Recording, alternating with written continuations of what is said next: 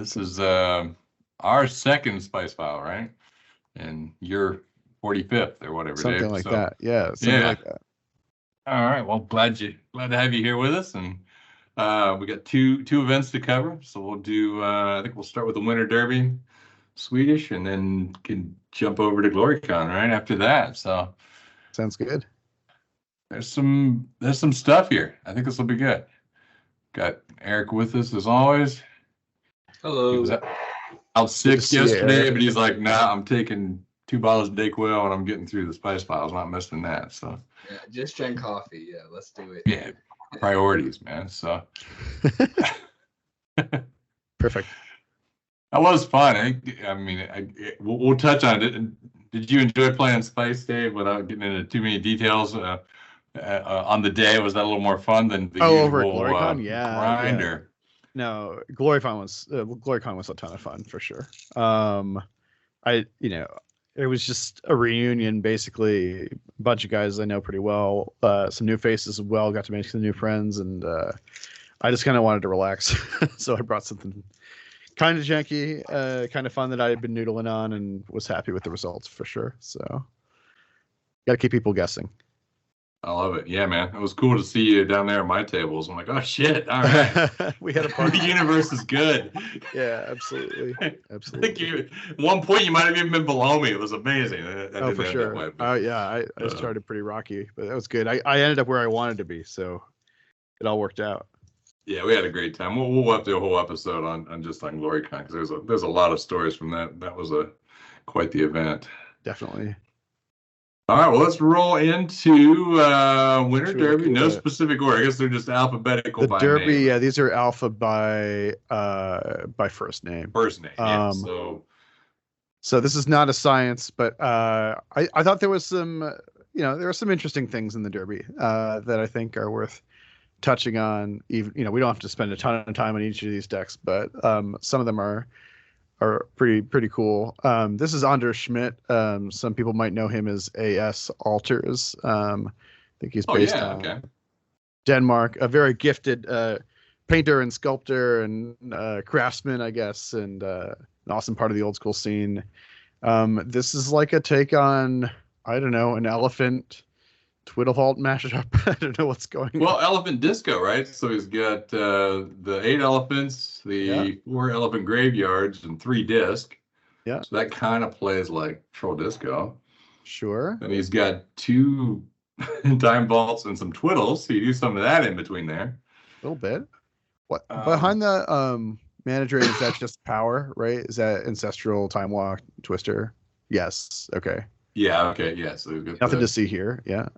Nothing to see there. Just some alters or whatever. Some amazing miscuts. But his collection is rad. I guess what's the is there a thread that connects these 2 archetypes, or is this just a glorious mashup and see what happens? Is there anything that you could do by twiddling an elephant or twiddling a disc that I might be missing? Well, I think the goal here is to take your extra time walk turn. Yeah. Go into a turn you're going to time walk, do your attack, pop the disc, regenerate your guys, take your next turn, go back, play, attack again. The board's cleared, drop maybe another vault and twiddle it once more. And it doesn't take long till they're dead. If you can get up some elephants sitting out there and regenerate them, and then get 2 or 3 turns with them, maybe that was the plan. Give yourself some setup. Yeah, setting up your janky combo. I guess you can twiddle the disc, right, to kind of give it haste. So if you have 6 man, just disc costs 1 to activate, right? So you have to play the disc for 4. You have to twiddle it. You have to activate it. That's 6 mana, and then you also have to regenerate any applicable elephants that are around. So for functionally an additional mana a piece, right? Because you're using the elephant graveyard that also produces mana. I'm here for it. If you haven't played the disc yet, though, you play the time vault and you give them an extra turn, and they're gonna probably play another permanent. Sure. Then it comes back you will lure them into your trap. Your disc. Then you play disc tapped. Yes. Then you play the time vault, and then the disc is untapped now. So You get to get around the fact that Nev's disc always gets disenchanted when it's tapped. Yes. You sucker them into playing additional permanents. Yeah, you just need to hit them with an elephant 7 times and they're dead. So okay, perfect. All right. Well, this is not that hard, man. This is rad. This I don't know what else. Yeah, man. I'd like to hear how his games went, but it's pretty awesome. For sure. All right, let's jump ahead. Well done. All right. Okay. I'll let you say that name. Yeah, I think it's Van de Beaver or something like that. Yeah. This is a take on the. There's a bunch of things going on here, but this is at its heart. This is a Lich, like a mirror Lich deck. There's a bit more kind of control aspects to it. It's got the. The Dark Heart. A lot more. I mean, he's got 1 Eureka. Yeah. 2 Lich, 2 Mirror. Yeah, I don't know. I mean, there's also Mirror Ball here. A lot kind of is hanging on those mirror sticking, I think. You kind of like see what pieces you draw and then kind of go from there. There's a bunch of 2 and 3 card combos kind of lurking in here. And then the real fun comes after a sideboard, I think. He's really riding Abyss to control that game. I think he thinks Abyss is going to keep him alive for a long time. Mm-hmm. Sometimes it does, yeah. I mean, he's got a ton of counters to protect it, too. A lot of counters. And no swords or disenchant, which is wild. But yeah. Overrated. 1 balance. All that white for 1 balance? It's not a white card in there, right? Yeah, he's just the city's like, it's so slow that it's okay. He has 1 Tundra, I guess, in a Savannah. Yeah. Yeah, okay. Yeah, Savannah, cities, and 7 forces, that's fine. Worth it to splash that. And then I'm sure he's done the math. I guess yeah, Savannah also critically is a forest, right? For the Dark Heart, I guess. Yeah. Dig it. I mean, I think game 2 and 3 and what he does or doesn't do with the sideboard, taking out the abysses and liches and shoving in a bunch of fat creatures. That's kind of the real story, probably. The deck I just played had 3 abyss main, and that was basically if they saw them game 1, I would take them out. If they didn't, then you still got the abyss plan in your back pocket. Definitely. So that was kind of fun. It's a pretty good card. All right, this is fun. What else we got? Yeah. All right, let's jump ahead here. We got whose deck is this? Oh man, this is so bad.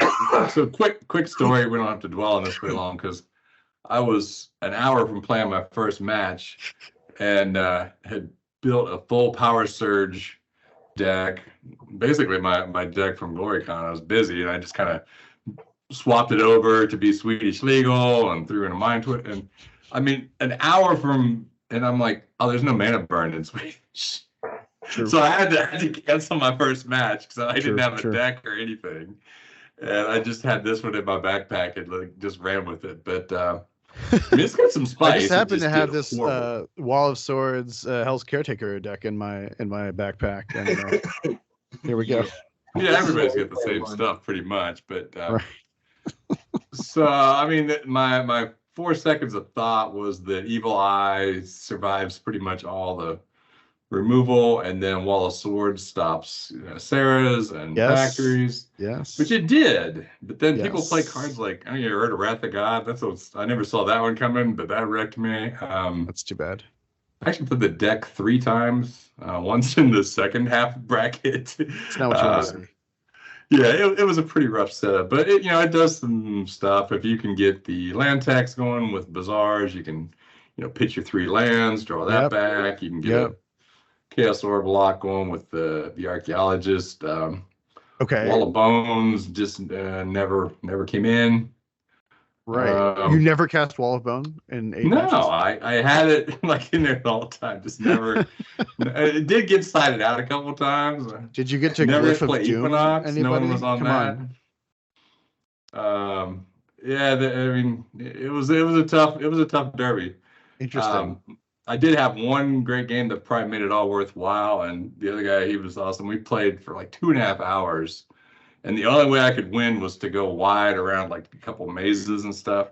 and I had 2 evil eyes and a third one in my hand. I had to kill them all with my own Diamond Valleys, so I could attack with enough stuff to get around what he had to block. So, like, I had complete control and still couldn't win. So eventually, I had to eat my own evil eyes because nothing else could attack. I had like trikes and all this stuff. I had a active preacher taking there, and this was all off of 2 sideboard cards, 1 preacher and 1 Diamond Valley. It was awesome. We had a good time. So that was, I think it was my only win too, the whole thing. Non-eye creatures cannot attack. What else can we say? Non-eye cannot attack. So, and I did also pull off the miracle in that game. He was on Chaos Orb with Guardian Beast. So he's got Guardian Beast, Chaos Orb, then he copies Artifact, the second Chaos Orb. So, I mean, he is about to live the perfect dream. And I'm checking the rules text, and I'm like, oh, dust to dust, exiles. And so I exiled his orbs.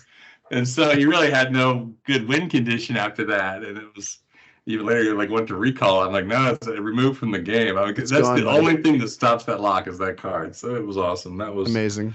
That was clutch. All right.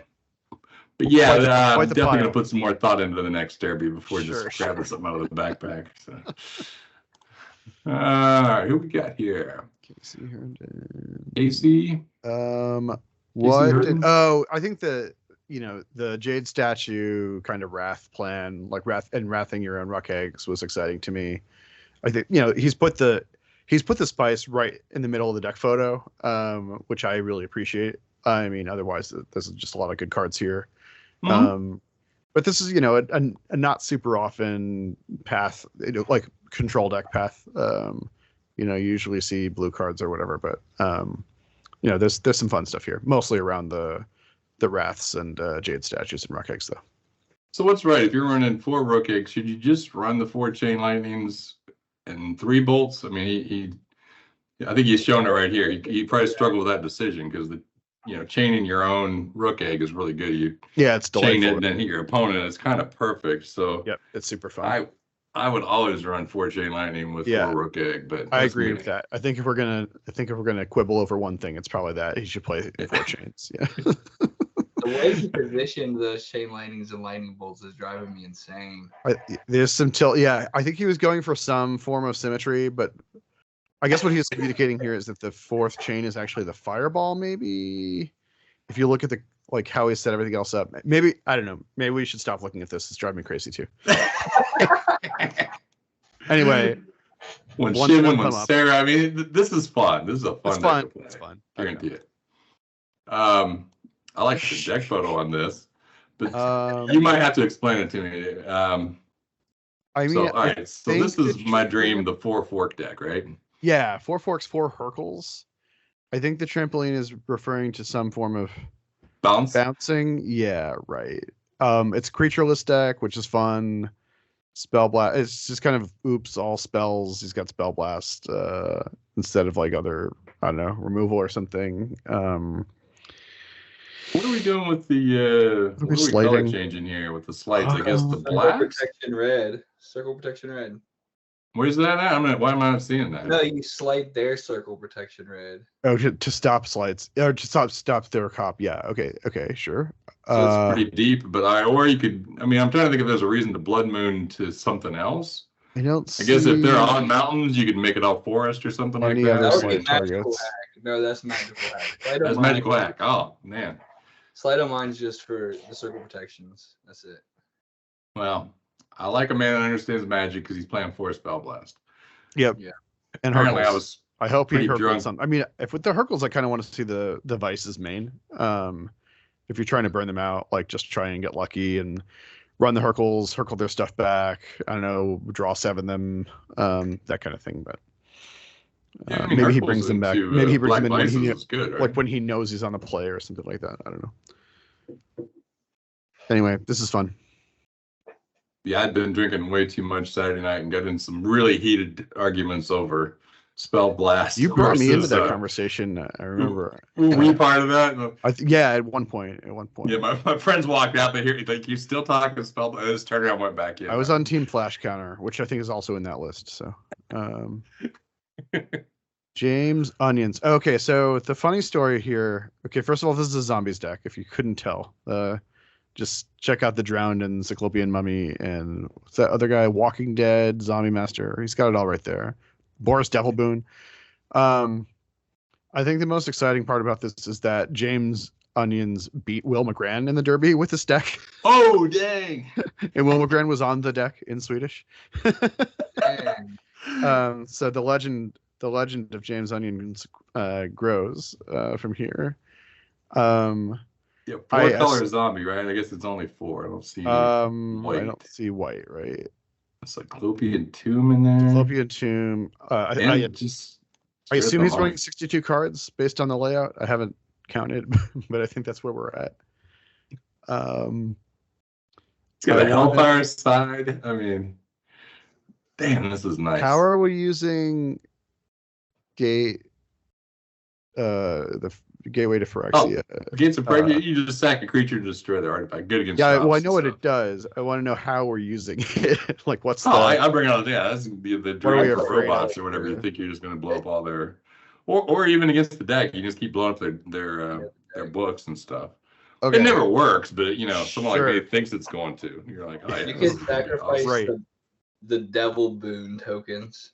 They're perfect. That's perfect. I like that. Oh, yeah. Sacrifice a minor demon to kill their JMD tome. If someone can pull that off in the history of Magic just once, I think that would be worth it. I want to see that. Well done, James. Yeah. This is sweet. Oh, this looks like a John Coco deck, and just based on the layout and the tropical islands, basically. He's got a certain aesthetic. He's got a certain theme. I like the fact that we can. I have a soft spot for mana short. I like the fact that we can mana short during the opponent's upkeep and knock out the lights, and then berserk out on our turn. That's a fun way to do it. So he doesn't play Tropical Island? No, he does. They're on the second row there. They're right here. He always plays Tropical Island. That's like his thing. Yeah, that's super, dude. The Berserk on the Serendip Jin hits so hard. Yeah, that's a Mack truck. And I've definitely double Berserk before and hit for 20. And mana short in a deck like this, a lot of the times can just be a time walk series. It's just time walk, exactly that. Yeah, exactly. And if you get the Concordant Crossroad coming up too, exactly. Yeah, wow. Crossroads helps you get around. Like it helps you get an attack with the Jin. The big Jin in without having to sack a land as well. I don't know. Yep. This seems fun. With the deck being so many of the Abyss in this format, Concordant Crossroads seems really good. Totally. You're giving half of you get haste and half of your opponents get hasted factories. Like it doesn't matter at all. So little creatures. Stormseeker. Yeah, I want to know what the opponent has to show for him to bring in the 4 Psychic Venom. Like what's the triggering event that's like, okay, it's time. It's time. It's like we're switching over to the Psychic Venom plan. Because he has the Ices and then the mana shorts. He has another mana short. Yes. He's got a 3rd mana short in the board. Does he have enough to take all of his creatures out and go full creatureless? He can audible to Icy Venom. Basically, yeah, I like that. I think he just goes full 15 out and then just brings in that whole sideboard against the deck. Game 12. Yeah, you take those 14 creatures out and you're good. Amazing. The only thing I would sad that he's my favorite thing to do is also Maze of Ith with Berserks. He berserk their stuff and then maze it and it dies. It's a good removal trick. Might have jammed. Creatureless. I imagine I bet that's the plan. Just take all that out. Well, he's got 14, but he's also got the Crossroads have to come out too, right? I guess he can use Berserk as removal. Okay. All right. Yeah. I'm in. He can copy his Ices with the copy artifacts. Okay. Yeah, sure. Beautiful. Let's do it. I love it. Oh, John. Yeah, this is John Dittert. This is his What? Yeah, I White looked at elephant. this trying to figure out what was going on here. Maybe White you can elephant explain it gift to me. exchange is what's going on. Oh, it's a Christmas white elephant party. Yeah, Okay. he's trying to give you a white elephant with juxtapose, and that's it. That's the whole joke. That's it. That's the whole joke, and you also get a mana vault while you're at it. Yeah. And maybe a pirate ship or a sea serpent. There's Santa down there. There's Santa doing the gift exchange. Exactly. Now, is on joke as the main. He's got like a legit sideboard. So I mean, yeah. yeah, he's coming to win with the yeah, he's got the cop reds there. He can get a little bit meaner after board for sure. When does Time Elemental come in? What's that good for? I have no idea. The deck can just make them keep picking up their Saras or something. What are we? Stasis? What are we bouncing or out tempoing? I have no idea. Right, Stasis. Match. I'm not that smart. Yeah, great. The white elephant gets to. Give him the tapped mana vault while you're at it. I think he's afraid of some creature being in play because he plays Witch Hunter too. So he has Witch Hunter and Time Elemental to bounce something. He's afraid maybe if he gives them a Sea Serpent and they later on drop an island or something. All right, so question: so you juxtapose your Sarah and then bounce it back to your hand. Yeah, that would happen. Yeah, you get back what you gave them, so you get your elephant back. No, that's solid. I like that a lot. Line aside, that's the question. And trikes, you can bounce your trikes back. Sure. Yeah, more than look at that. You need like 3 of those. Yeah, Time Elemental Trike is a cool deck. All right, another well-established one. All right, what we got here? Slanfon, what's he doing here? What's he doing now? Isn't he? Poltergeist animates saddled. Okay, yeah, saddlebag time. Okay, so he could make the time ball a creature and then saddlebag it to untap it. Saddlebag it with that. Yeah, so just those 3, you get infinite turns. It's really pretty easy. I don't know why everyone doesn't do all that. There is to it. Yeah, why don't we do it all the time? Yeah. How's the Pentacle's pentagram? It's like a control card. Knowledge Vault, of course, is just like the other tome, basically. Otherwise, I mean, you can also kill your Moxes, I suppose, with the Poltergeist. Yeah. Oh, yeah. Yeah. I don't know what else we're doing. Sometimes just having a 4/4 with like a Jade Tome or Icy. Just kill them with your Icy. Yeah. Yeah, just stop. Like it's a really fast deck. It just plays. Just attack them with a Pentacle. Yeah. And you've got Mirror Universe. If you're ahead, you can attack them with it. If you're behind, you can swap life. It's perfect. You got Mirror Ball here. You got. Oh yeah, he's got Mirror. But there's a couple of sneaky little combos here. Don't have it here. I wish they knew how he did. See, I know he's a good player. So yeah, I good players on fun stuff do well still or not. Definitely. Yeah. No, he's a really good player. Just messing around. Love it. All right, we got one of our Danish friends. This looks like a mono brown kind of Tron list featuring rocket launcher. Got the candelabra. Lock your stuff down under Meekstone. I mean, he's so yeah, if you get candelabra with Tron turned on, now you can actually like rocket launcher and bounce it back to your hand. Oh, with the Obelisk of Undoing, yes. Yeah, with the Obelisk of Undoing there. He's got a bit of a prison situation going on here with the Ices and the Winter Orbs and the Relic Barriers. Meekstones will shut some stuff down. Yeah, Relic Barrier shut some things down. Yep. Freaking Winter Orb. Frozen Orb, as our friend calls it. Yeah. Frozen Orb. Oh, it says Frozen Orb. So with the rocket, you can recycle the rocket launcher with the Obelisk. Is that what you're saying? You can I think so. Because once you get and then get it back before it dies. I like that. Yeah. The Obelisk is kind of good if you have like a ton of mana. You just return any permanent to their hand. Just anything they play. This deck seems really fun. Because it could be really bad if you just never get Tron. Like this deck is so bad. But then So it just is gonna guarantee you that you're right in the mid. You know, you're right in the middle, having fun. Other games, you'll just destroy people. Like no Yeah. colored manas. You really don't see that in old school very often. Well, it's awesome because their freaking Belwar stones produce no mana. So if Yeah, they're playing yeah. Belwar, they get nothing, which is a great feeling.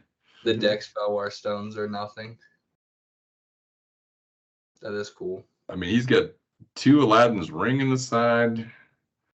And then Aladdin's ring what's hits for 4, man. Weak stone. the weak stone, man? Weak That's stone like, against so if meek stone doesn't work against the creatures, if they're too small, you can basically Swap neutralize them base. entirely with the weak stones. sealed stone swap. Yeah. Yep, for sure.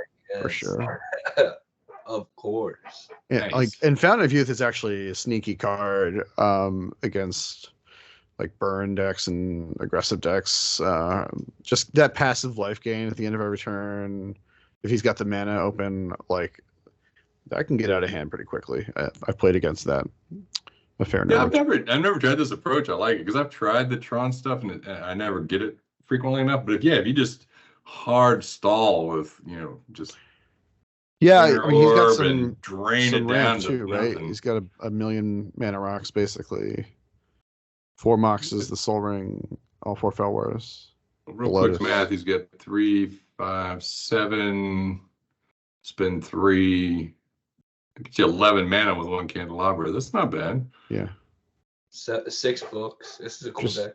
Hope you don't run into the Herkules decks, right? Yeah, to get matched to the other guy on the. Yeah, the bounce guy. Wow. All right, what's this This- here? I started like, oh no, they Twiddle Vault deck because I saw Time Vaults and Twiddles and Counterspell, and then all of a sudden there's a bunch of Stasis and Stasis Kismet and in it, and I'm Kismets. like, wait a minute, what the hell's Bit going on? of a mashup here, and let's see. Yeah, like Kismet is really kind of over the top sort of lock for the Stasis plan. It also helps them to helps to prevent your opponent if you are giving your opponent the turn back. Helps to keep them from developing meaningfully. If they are untapping, like anything new that comes in is going to be tapped, so it keeps their mana pretty constrained. I feel like you don't see Kismet enough. It's so good when it's out there and working. And yeah, with Time Vault, I mean, it is great because you just give them another turn, and then eventually you're gonna kill your Stasis, What does he have? take your extra turn, get back online. So that's a good one. He has his own Twiddles. Hormones Crypt, it looks like, in the main deck. Is that what's to the left of Crypt? Is that a North Star? Millstone. What is that? Millstone. Oh, it's a millstone. Okay. Okay. Like, what am I that- looking at? Okay. What's cool. this here? What's this? That's a Mox. That's It a says Mox. add. Okay. Yeah. Some Mox with a dragon foot. And Anyway. sideboard, we got Wrath of Gods, Towers. Reconstruction's interesting. Reconstruct, yeah. It's pretty good in this deck. Got a real weakness for anything Stasis. I like this. Yeah. 3 Stasis, though, not 4. Yeah, it's kind of He's tested funny this. mashup featuring Kismet, basically. All right, what else? William Kuhn.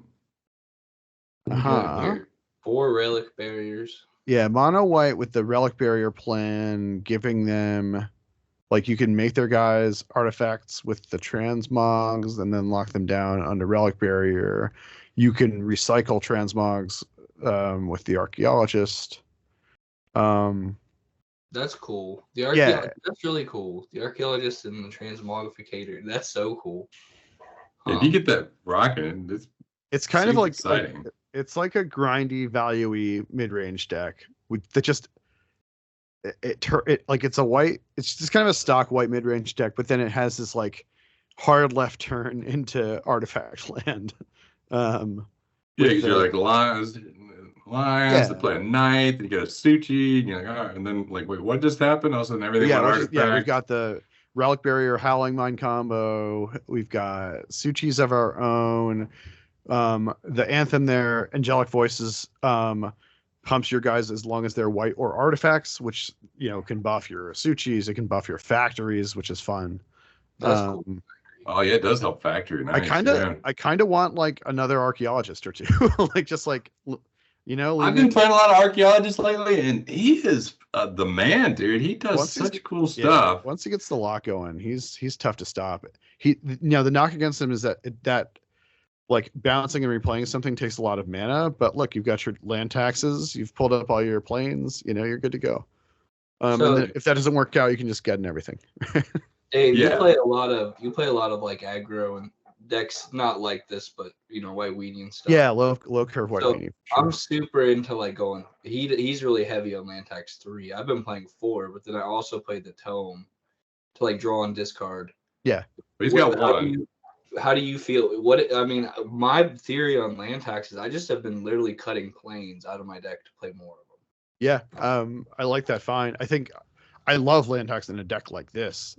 That's getting a bunch of value through like the you've got the Jalum Tome there. You can dump mana into bigger things like the Archaeologist recursion is mana intensive. Obviously, Sarah Angel is pretty far up the curve. I don't like land tax as much in really, really low curve decks. I mean, those decks I'm already trying to keep my mana pretty low. I mean, just replacing planes, I can try that. I guess my problem is that I like to play decks that don't have any disenchant targets at all. And if I have one target, basically, it's just always going to get disenchanted if they have it. But if let's say you were playing all 1 and 2 drops in the deck. Yeah. What if you just went down to like 14 land and 4 land tax? Something like that. Yeah, 15, 16 land and 4 land tax. I would have to try it on the draw, maybe. I think on the play it's atrocious. That's true. Because in early tournaments you want to curve out with some guys and start pressuring them and sucking up their removal and chugging, right? I don't want to go like turn 1 planes land tax on the play. Because then I've lost. I've basically given them like the upper hand for free, basically. Now on the draw, it's more interesting, right? Then you're thinning your deck, and you're on the back foot anyway for a little bit. But then you can kind of bend the curve of your development. But again, here in something like what he's doing, amazing recovery from Armageddon, right? If you got no lands, you got land tax and Geddon. You finally get to 4, you immediately get, and now they have no choice except to let you draw 3 more lands back, and that's your entire curve. You've just fixed. I mean, bing, bing, bing. I could have won another Armageddon here. I feel like that's the tech. This is amazing. The tome's cool because like discarding, he can just discard a good card like Relic Barrier, and then get it back later with the Archaeologist. If he needs. You can discard Sushi if you don't have 4, and then like turn 8, bring back Sushi. But that would require more Archaeologists for that deck. I think this deck's sweet, but that's like a whole nother deck if you wanted to play more Archaeologists with more tomes. That's sweet. I think that's the last one we've got. This was a cool slate. I liked seeing these decks. I think there was a little bit more spice here in the Winter Derby than there was over the summertime. But I think, as we'll see, with shifting between the Derby and GloryCon, is that people really, really like to save their spicy stuff for in-person tournaments. You want to. It's like dressing up to the ball or something. Like if you're going to the party, you want to be a knockout. And I don't know, you might be the same way, Brian. Like if I'm like working on something exciting, I'm probably not going to let it out at a Neos or a Derby. Like I'm going to wait until where there's like proper Spice Prize like support and recognition, and where you can just have fun in person with people, instead of like, I don't know, feeling like you're gonna show up into a webcam match against some grinder and your cool combo is gonna be wasted on it. I don't know. I think the difference between these webcam tournaments and an in-person thing is like night and day. But hopefully, I get 1 or 2 good ideas a year, and I'm always saving those up for the big events or whatever. And Exactly. I mean, well, sadly, I mean, I went as hard as I could on this one. This was my pinnacle.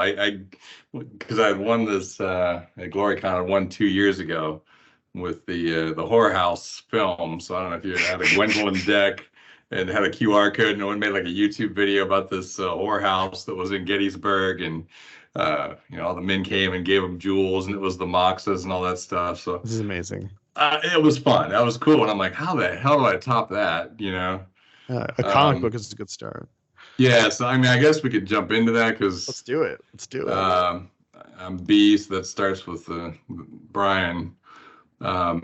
So yeah, I mean, so the deck idea was I thought it was pretty spicy too. So I did like the spice effect of this thing. It's a 4 candelabra, 4 power surge, and you're untapping their lands at the end of your turn, so they burn.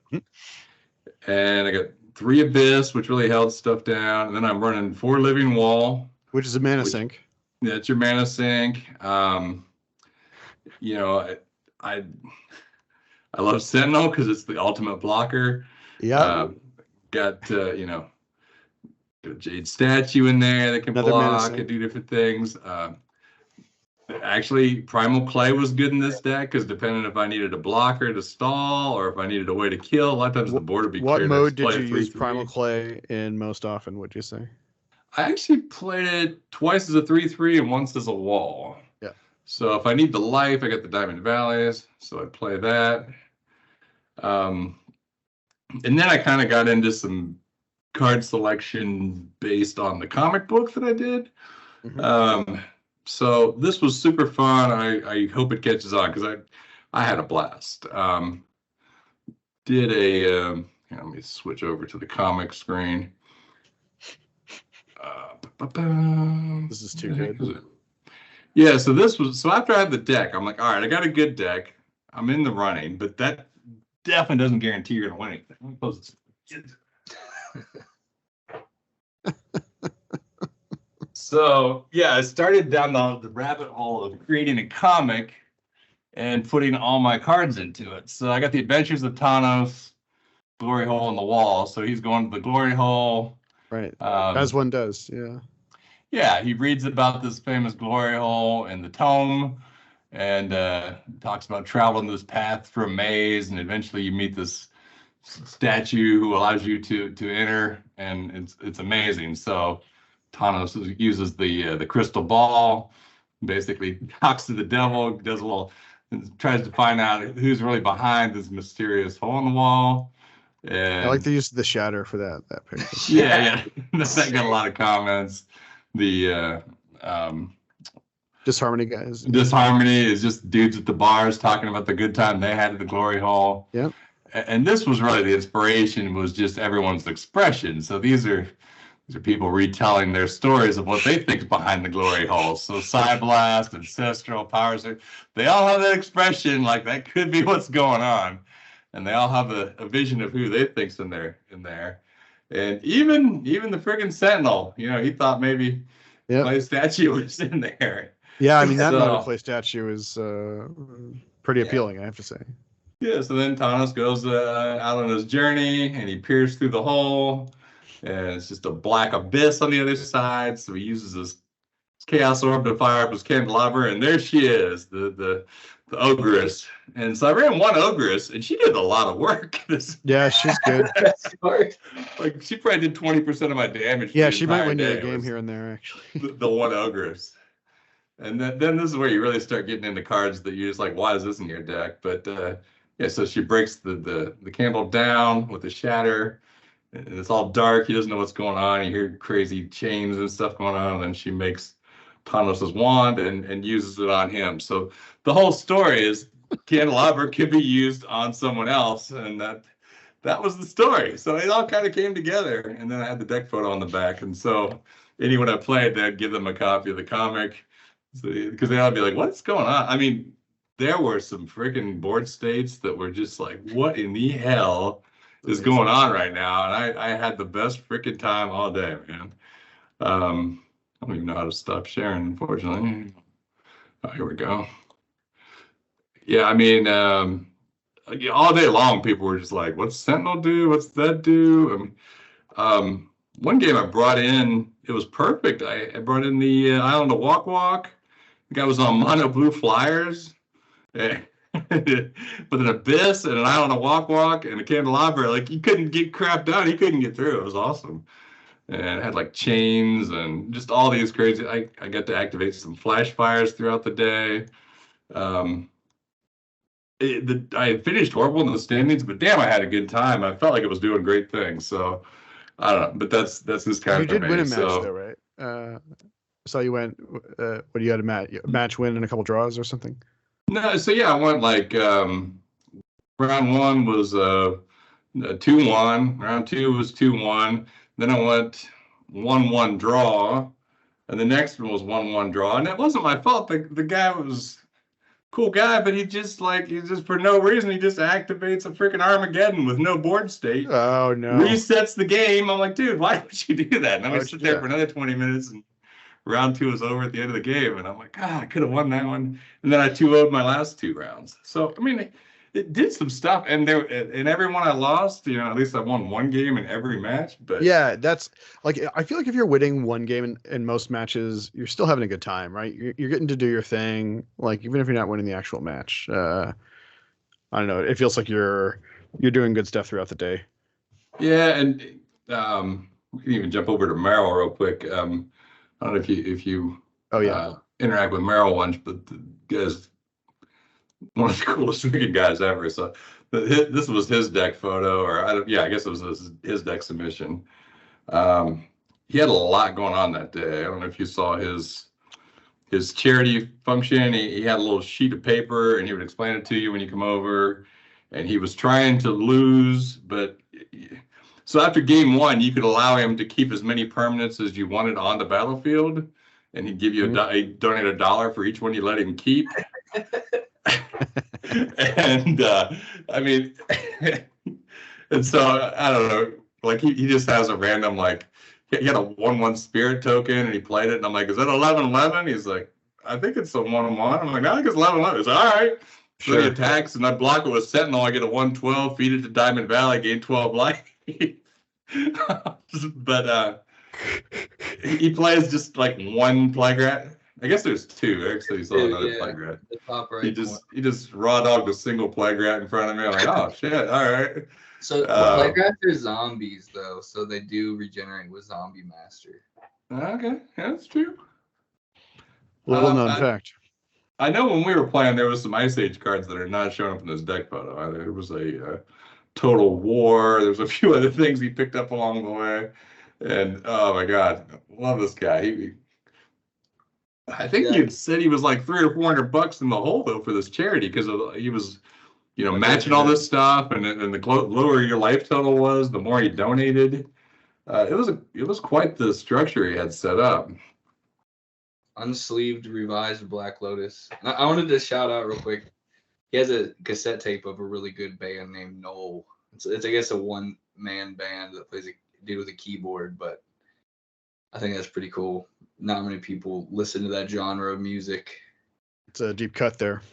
That is, yeah. Eric's like, wait, what's that? That's my favorite band. Yeah, I could have some Knoll. It was weird. Noel does some like Conan the Barbarian themed music and stuff. Pretty cool.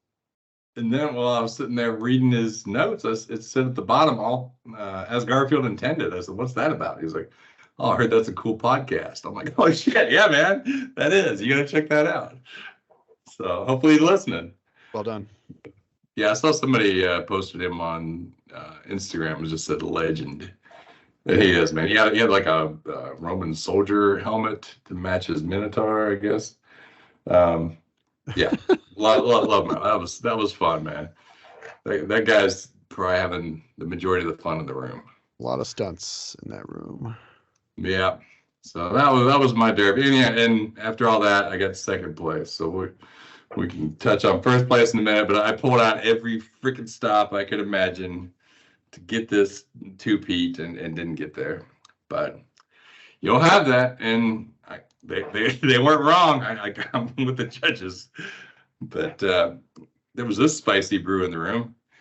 Explain Oh, this one, Dave. I had fun with this. This is Craw universe. I had been messing around with Eureka a little bit last year. I made the mistake of borrowing Eurekas from a friend.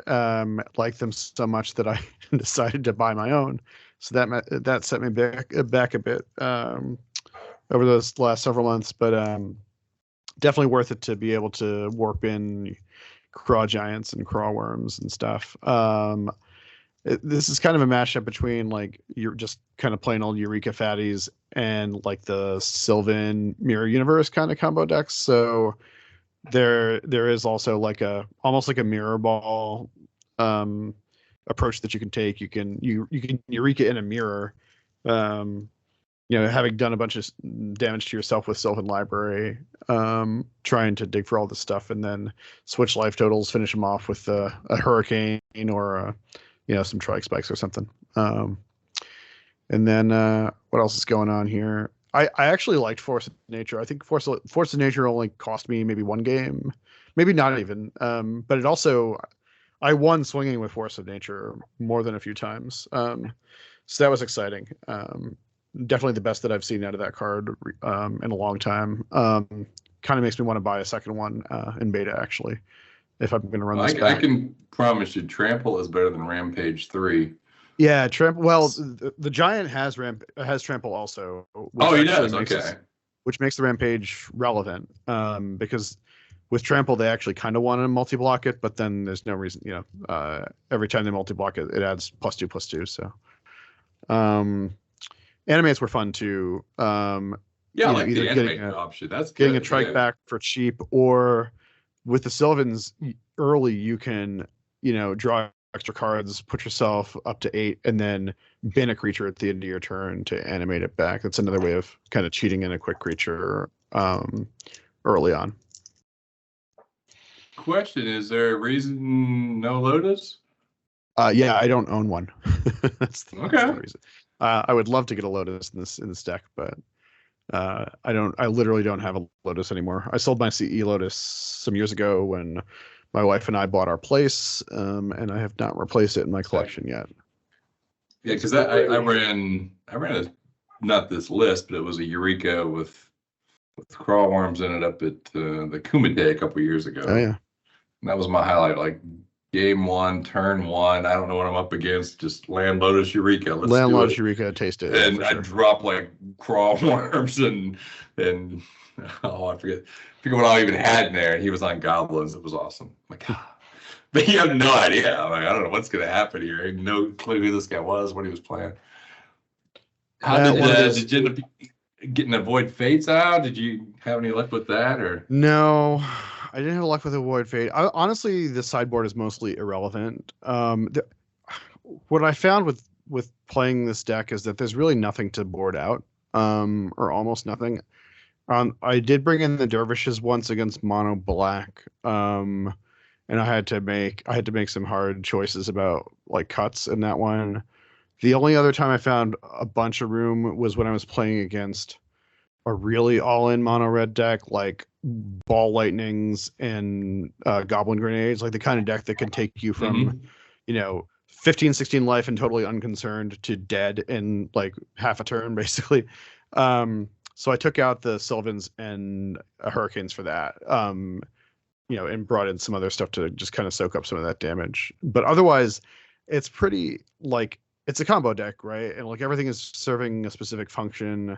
So you don't want to take out fatties because that kind of dilutes the the benefit of the Eurekas. It's hard enough to get online as it is. You can't take away the dorks. I really cheated on mana. There's only 20 sources plus the dorks. Thinking that like, listen, like the curve functionally ends at 4 with the Eurekas that you're trying to slam pretty fast.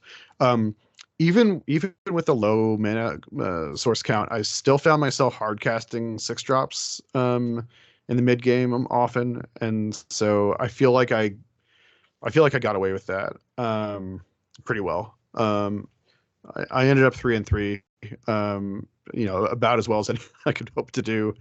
Would have liked to win around, in the earlier offing. I started 0-3 and then ended 3-0 down the stretch, but It was just fun. It was just fun swinging with big fat creatures and doing fun stuff. And then I guess the only other thing I would mention here is the channel, right? You can channel out Mirror Universe, and that's a combo in and of itself. You can channel out the Trikes and Tetraphys and whatnot too.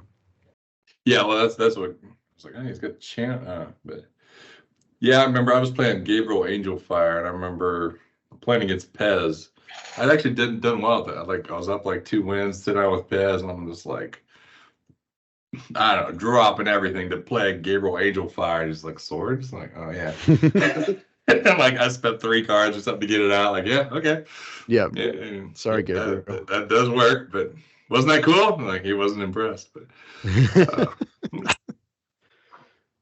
yeah, I mean, there's still some margins you can play around with. You could swap Tetravis for something, maybe, or for sure. Of course, there's always the Concordant Cross or like all in Eureka with some other fatties. Like Nicole Bolas and stuff. That's a Nicole Bolas is awesome. Dies to every blast, but it's just really scary because he's gonna kill you on your upkeep. But with the Concordant Crossroads, I think your deck is more consistent than the Concordant Crossroads Force of Nature Nicole Bolas version. But there was no other Craw. Yeah, I think you got all the Craw you could no get. other Craw thing. I could technically cast the Jund guy, I guess, with this. That Vivictus Asmati. I could throw him in there, maybe. Oh, that's cool. Yeah. That would be cool. And I could pay his upkeep, right, with the Ruby and the 2 cities. Kind of hard to do. But you should play 1 Elder Dragon in the side. I should just throw Vivictus in there next time. All right, I'll have to grab one. Yeah. And a second Force of Nature and a Lotus before I play this again. So that'll only be like, $10,000, I think. It is cooler to not have Lotus. Like then you get to play more fun things. Yeah, I'm like I had more fun in old school before I had all the Moxes and stuff. Really. Yep. Way more deck room. And maybe if you have too many Moxes in this deck, you'll flood out. Maybe without the Lotus, you would have went 2-4. Yeah, I would have totally agreed with it not being in there for that reason. Because sometimes you just got to draw creatures. Yep, for sure. Eureka's got to out creature the hut, So whatever they're on. I did. It might be in here. I think I played against. All right. Well done, Dave. I look forward to the next iteration. Oh man, another Herkules deck. All right, so we got a Herkules deck with Book of Ras, whatever that is. Book of Ras, mirrors, rocket launchers, discs. Yeah, disc Hercule is great. He's got the what do they call that? The machine gun combo. You can Hercule back your Trike to reuse it. You can Hercule back your spent mana vaults, so you don't have to pay to untap them. You can put the disc trigger on the stack to blow everything up, then Hercules your stuff back to save it while all of their stuff dies. There's a bunch going on here. 4 Maze, he's serious. Yeah, 4 Maze slows stuff down so you can have your shenanigans. It also encourages people to commit to the board to get around the maze and play sure. Disc. Yeah. And ways to strip mines, they won't strip your workshops. Yep. Yeah, if there's just room for candelabras yet, that would be. I feel like good. Candle would be fine here. I could do some fun stuff. Yeah, Candle is so good with the factories and the 4 Maze. The 4 Maze would make the Candle sick. Yeah, that's what I had huge, and that was one of the games too. I was, I remember. Yeah, now I attacked, swung with a 6/6 factory. Yeah, and then went to sack it to Diamond Valley, and he's like Bolt Side Blast. I'm like, yeah, but I'm at 6. So I died before. I was like, no, like I was doing it, man. I was living the freaking dream. I had like 3 candles and pumped that factory huge, and then he Bolt Side Blast. Yeah, that does that. Yeah, good job. Yeah, this is awesome. This feels like a real deck too. Like I wouldn't want to face. I think it is a real deck. I think it's I think this is the real deal. This is I cool. like it that it's mono blue. Like I don't know. There's something that's very aesthetically satisfying about that. His whole sideboard is blue, but he's got freaking Acid Rain, for crying out loud. He's got Steel artifacts, which are a lot of fun. What are the altered? Counterspell. Okay, he's got like a. Oh, are those? Those are 4 counter spell. Counter spells. Cities. Sticks against control, and he's got like I'm a sucker for transmute too. You can pull stuff up. Steel artifact. I like that card. I never do much with it. Those are alphas, I think, too. Steel artifact is great. It's Just it's think, great. if you had 2 mana vaults out and then you cast Herkules, you could float 6. Yep.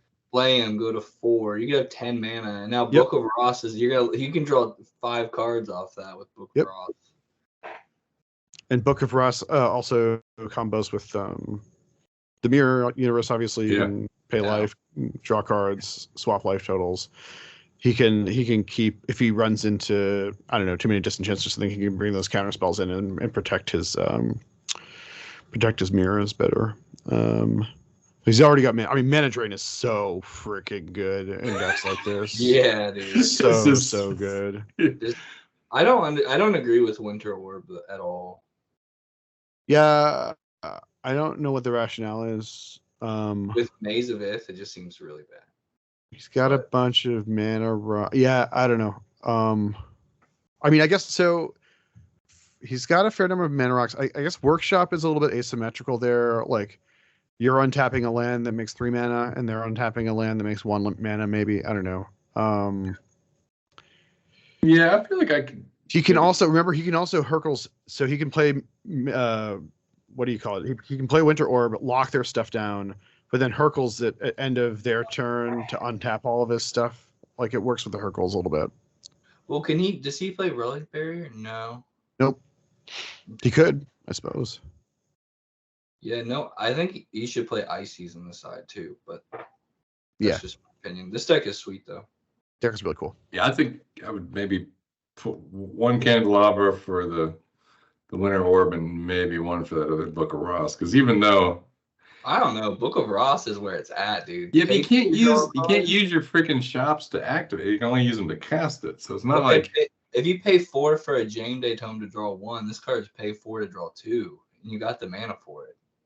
It would cost you 4 life, and it costs 6 to get it out there. I mean, I hear what you're saying. I'm just taking 1 out. I'm not saying I like the book. I think 2 candles would be badass in this because then you could really get rolling. This is awesome. You can pay life and transmute it away to go get a Mirror Universe. It's sweet. Like where your head's at. Yeah, I love it. All right.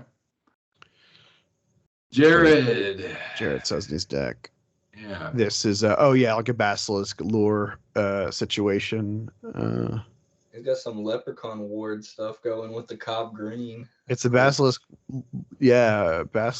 lure Leprechaun Ward type of mashup. And Abu Jafar is like the other Basilisk. Yeah. So I played against this, and he starts talking.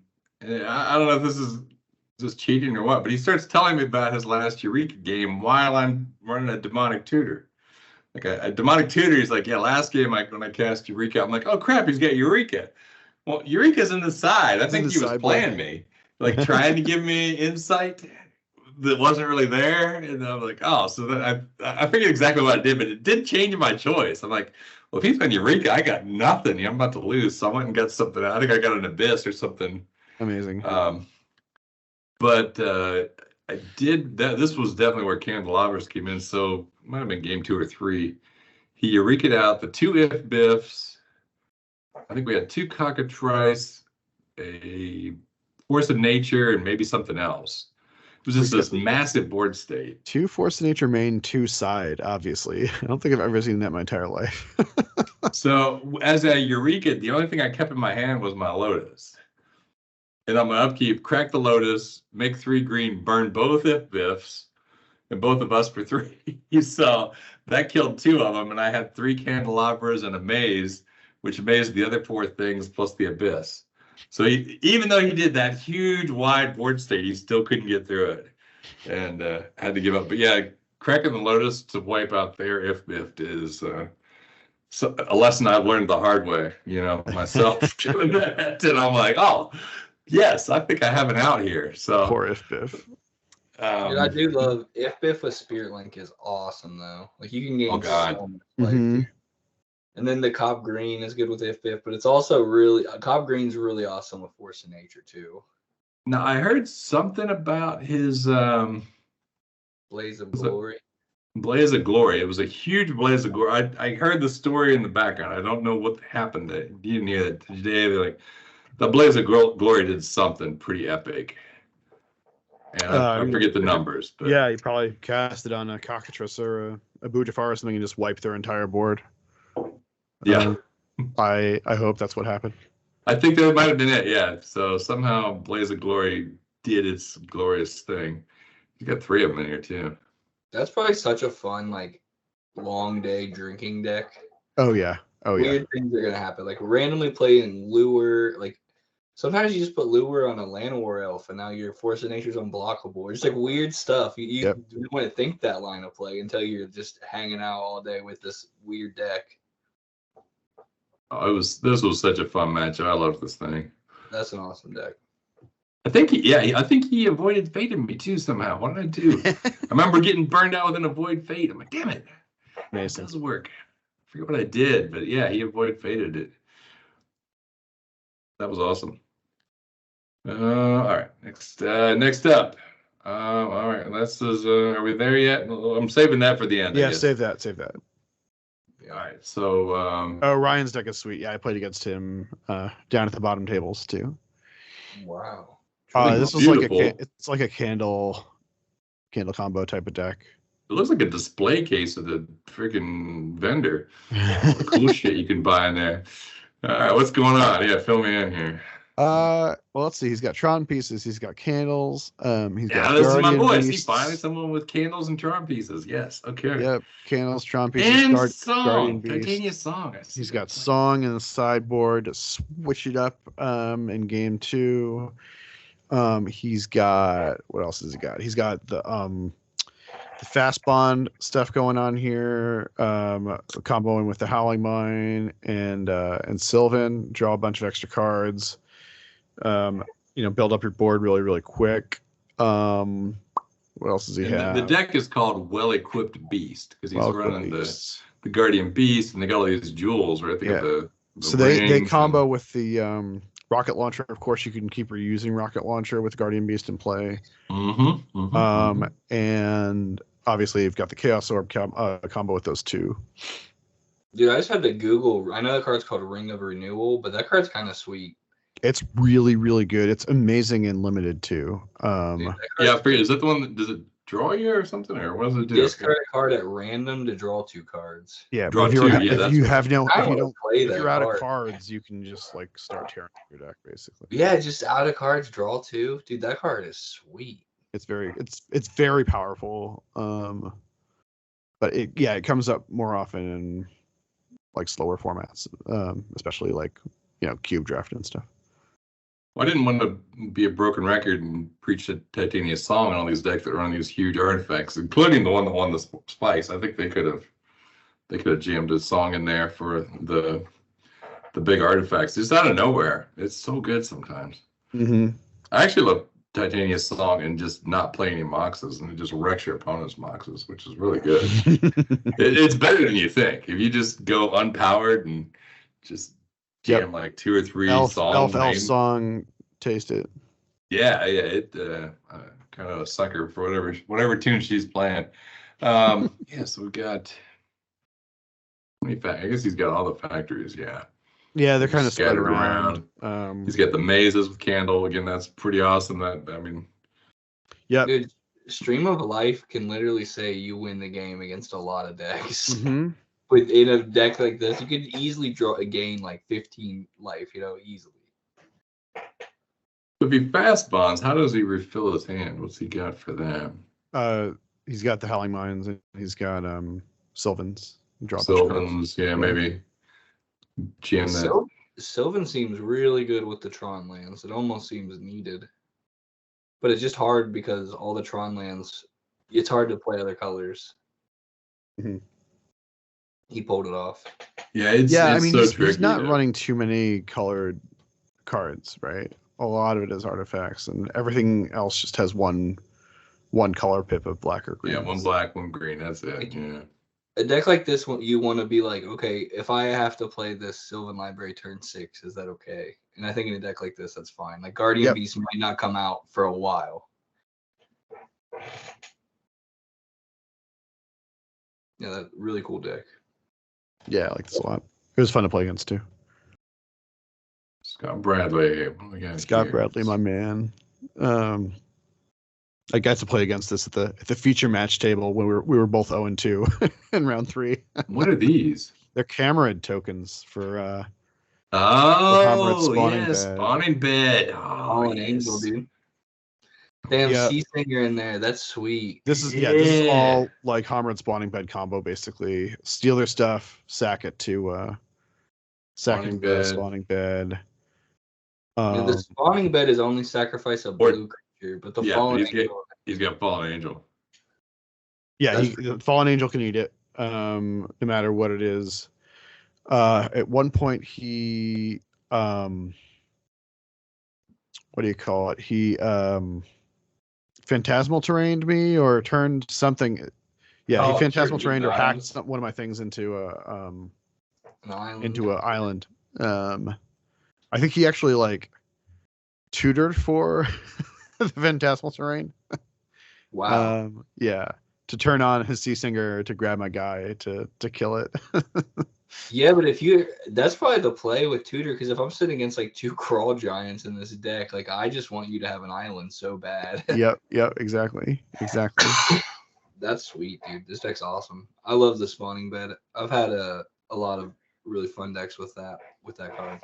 He got it to go off against me. He had a fallen angel on board. We had basically stalled on the ground, but then he was able to take his, might have been a Sea Singer or some other 3-drop, and make 3 Camarades and sack them all. Give the angel plus whatever that is, +6, +3 or something. Yeah, and swing for the win. That was pretty glorious. The best card I've played, whenever I played the spawning bed, the best card is Wall of Air, dude. Because that card, dude, it's so strong. I'm glad to see he's playing it. Yeah, he's got a Wall of Air. He's got a Wall of Wonder. Those things block everything. I mean, he's got the Tim there to mow down little creatures. It's really like a no country for a small creatures deck, right? Like Giant Tortoise blocks freaking everything on the ground. He just kind of slows it all down and then starts grabbing your stuff and outvaluing you eventually. Counter spells protect everything. Did he have a good time? You said he's your friend. He had an awesome time. Fun, dude. Yeah, this looks like a lot of fun to play. Yeah, it came together for him in a couple of those matches. Nice. Yeah, did he bring in Dan at all? I don't know. I mean, I'm sure he brought in Dan when he saw islands on the other side. Dude, without, now you're not playing the walls. You're like, oh, okay, now I'm full aggro. Yep. Yeah, you can switch it up. I'm back. Sorry, I was. You missed some really high quality analysis. I figured. We talked about your favorite wall, Dad. Wall of Air. Scott's been working on this one for a long time, so really great. Wall of Air's great to see him going off with it. I need a Wall of Air cast one day. Does that bring us to the end of? Yeah, that brings us to the winner. I think we'll use Andy's because he's got fewer Alders and it's easier to see. So these guys both worked on this combo. Both Andy Vaquero and Micah. Yeah, Micah McCowan, the Raging River guy. This is it. This is the Knowledge Vault, Gauntlets of Chaos, Haunting Wind combo deck. So you told me, and it slowly sunk in over the next hour as what even happened. So I don't know. Yeah. Okay. It makes sense. It's good sense. I mean, I can give my best attempt to explain what's going on here. I think the jury is still out on this, but they say that they've corroborated this with some judges, and for the purposes of this Spice Files episode, I say we give them the benefit of the doubt. Well, every time I lose something, there's an asterisk, so this is perfect. It gives there me you hope. Go. Yeah, no, I think it helps me sleep at night. Yeah, I think it's there. I mean, I'm not trying to throw shade here or anything, but okay. So here's what's going on. Knowledge Vault has 2 abilities. Obviously, there's the exile the card with it or tuck the card under, or whatever it is, like store up a card. The activated ability here is the one that's interesting. Basically you get rid of the knowledge vault and you get the cards back that you stored with it, right? But the way that it's templated is that the sacrificing of the knowledge vault is part of the resolution of the ability. It's not part of the cost. The cost of that ability is just 0. So they can therefore activate knowledge vault any number of times. I think you might want to look at Scryfall because that text is basically it shows the 0. This one doesn't have it on there. No, right? you gotta look at Scryfall. You gotta look at Scryfall. Okay. So anyway, the point of all this is that they can activate knowledge vault any number of times. Okay. Without having to destroy it. Gauntlets of Chaos, of course, is a way of swapping permanents with your opponent. So their idea here is to activate the knowledge vault 1,000,000 times and then give it to the opponent with the so here's knowledge vault. Sacrifice 0, sacrifice knowledge vault, discard your hand, put the cards underneath it. So you activate that 1,000,000 times or whatever. Yes. Okay, so you've got 1,000,000 activated abilities for knowledge vault on the stack. You activate Gauntlets of Chaos on top of that to give them the knowledge vault. Well, you activate the gauntlet first, right? I think you activate. Well, you want the. You gotta have Haunting Winds out first. Well, you need Haunting Winds to play. We'll get to that, but you need to activate Gauntlet such that it resolves and that you give them the thing before the triggers.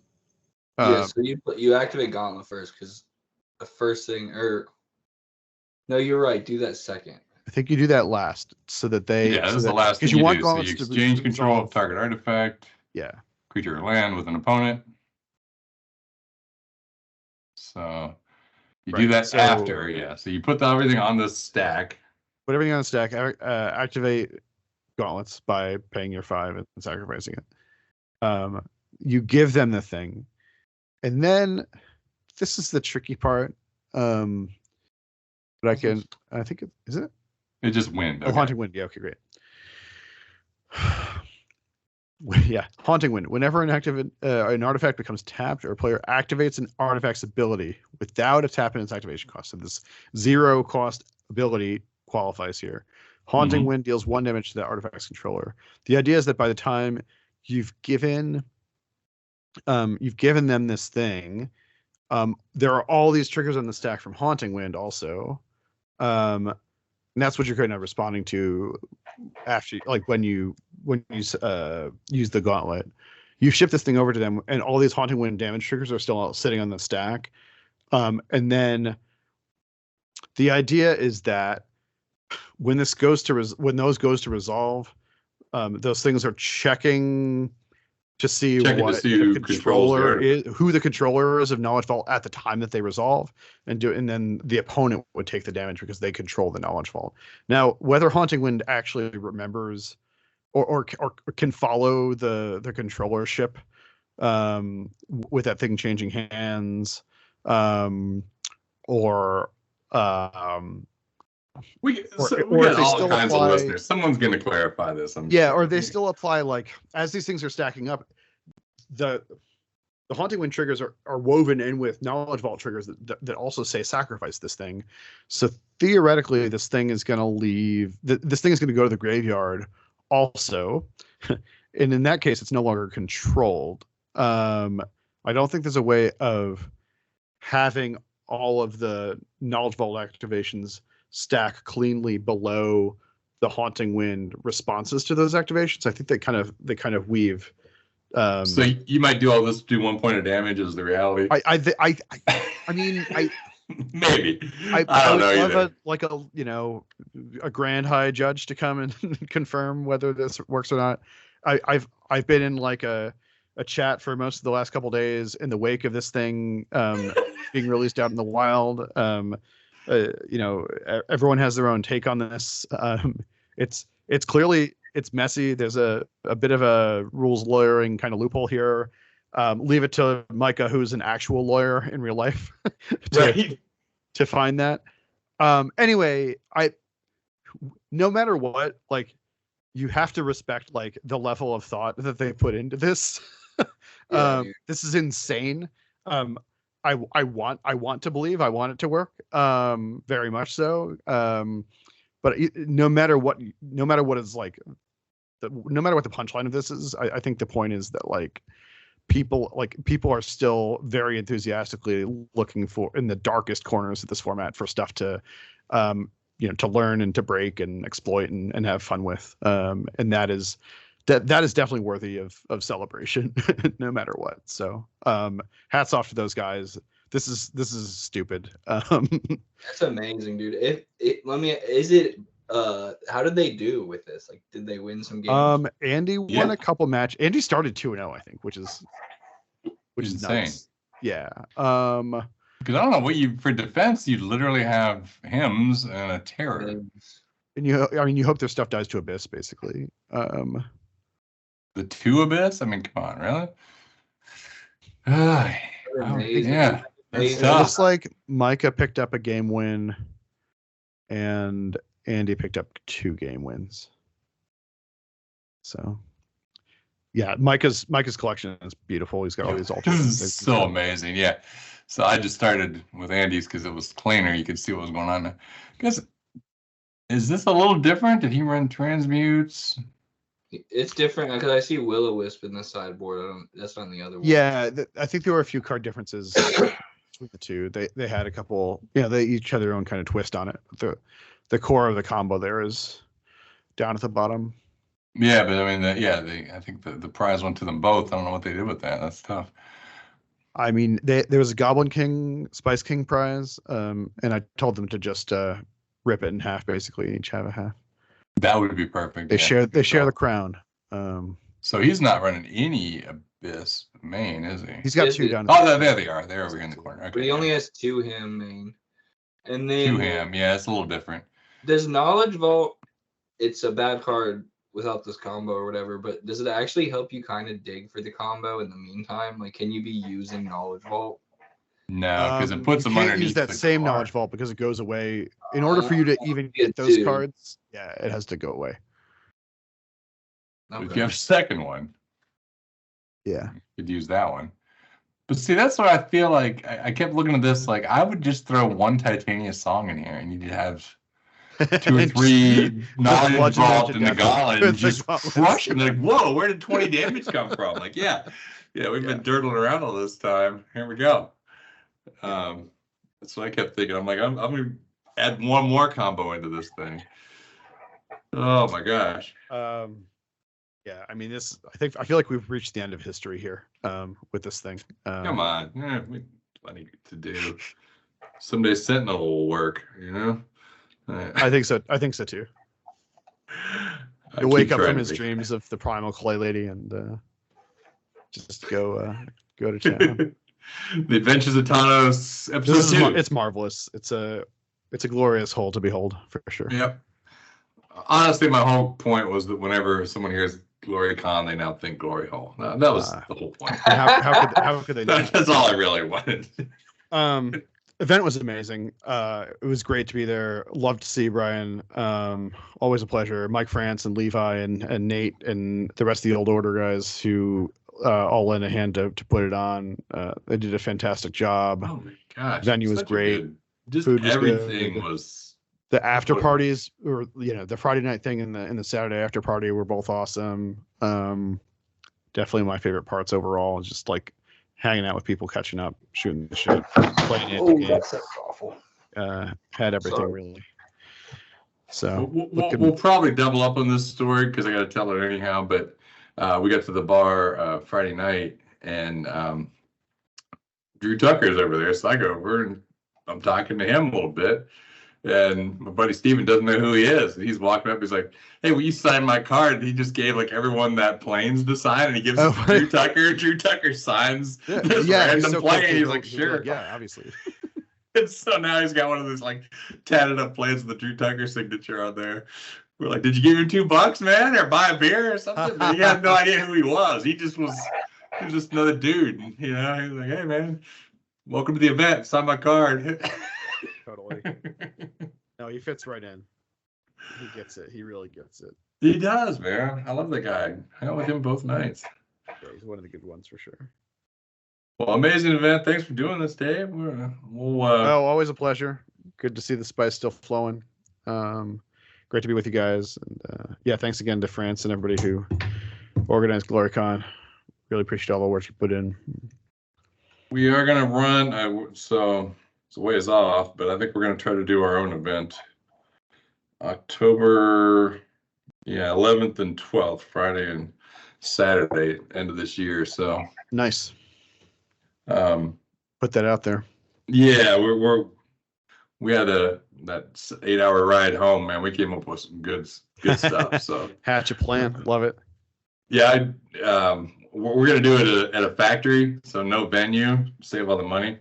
It'll be totally underground. We're gonna set up a boxing ring. It's like an underground fight night theme, and the big highlights. So like after round 2's completed, we're gonna tag everyone that's and lost the 2 rounds, and then they're in the running for the underdog. So then we'll run out the tournament, award first, second, and third as you would. But the ultimate is going to be the first place guy is going to have to play whichever of those guys ranked the highest, and it's going to be an exhibition match I like of it. Rocky versus Apollo or whatever. And so there's a chance that the Anything freaking can underdog happen. that lost the first 2 rounds could win the whole thing. Anything can happen. I think it's an amazing idea. Set up a grudge So, match. I love this. We've got a lot of cool ideas, and everyone wants a ring girl, and I'm like, I don't know that wives love a bikini clad ring girl, and what are they gonna be awkward, dude? Have you been to these I don't things? know. But What's it gonna hurt, really? you're right. So, and Jason got home and asked his wife, so what would you expect at a boxing themed event? He's like, I don't know, like a bell, a ring, scantily clad women. He's like, I knew it. Like, hang on, text everybody right back. Told you. I'm like, you're right. Perfect. So, go to Hooters, find somebody. Spend our budget on that if you would. But Awesome. so I don't know. I know they're a ton of effort, and I've always kind of been reluctant, but everyone's agreed to help out. So I don't know how you put all these things on. You're talking about charity and all this. It's a lot, but we're gonna take our hand at it. We'll see how it goes. Awesome. So, The first time's the hardest, and everything gets easier from there, to be honest. But yeah, probably. yeah, definitely. Worth putting in the time, and great that you guys are going to take the initiative. We definitely need more events. There's so much for demand for these things now. We finally have a new one appear on the calendar in April in Hartford that went up. 64-player tournament filled in a day. Brand new event, no one had even heard of. And we're like, nice. Yep, we're doing it. So We're in. if you build it, they will definitely come. Yeah, I think we're in kind of a unique spot too. We're a little more Midwest, so Yep. we got Michigan, Tennessee, Indiana, all that stuff, plus Ohio, and we've been battling Ohio our second year, and everyone wants to come to that. I'm like, oh, you're not in Ohio, so fuck off. But so now we're like, these are cool people. Let's do something. So I think it'll be fun. Wish us luck. So Awesome. more to follow. Great to see you guys. Thanks for doing this. This is a lot of fun. Thanks, Dave. I appreciate it, man. See you guys. Stay spicy. All right. See you, boys. All right. We'll see you at the next one.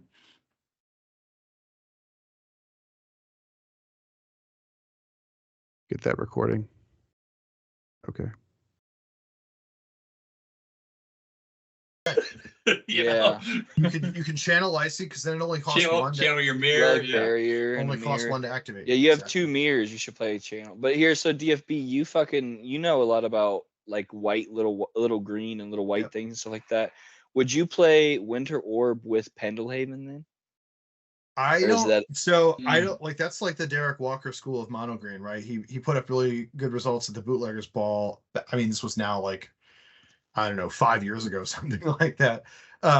Where he had like a Winter Orb package with like NAF and like really focused on taxing. Yeah.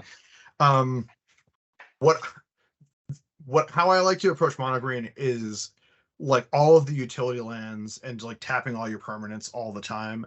And like using Maze as an offensive tool, using Pendelhaven basically as like an unkillable Mishra's Factory. And I'm tapping all my lands all the time, and I don't think that I also don't have any main deck like shatter or disenchant targets. So as soon as I include an artifact like I see, it just or like Winter Orb, excuse me, it just draws the first shatter effect that they have in their hand. So for me, like I've messed around in that space a little bit. But I'd rather be using Pendle Havens and Mazes and stuff like that to the fullest of their abilities, and not having to worry about what to untap and what to leave. So then does he need to keep the factory to bait out shatters and disenchants? Or should he cut factory? Because I think factory is so bad many targets, though. Like, I don't know. The question about factory just comes down to what his color requirements are. I mean, you want something like, I mean, I guess the Scarwood Bandits are the earliest green and they're double green to activate. So, I mean, you could probably in the double green. Are they double green or are they 2 and a green? I think double green and 2. They're 4. Four to cast, but to activate it's 2 and a green. Okay.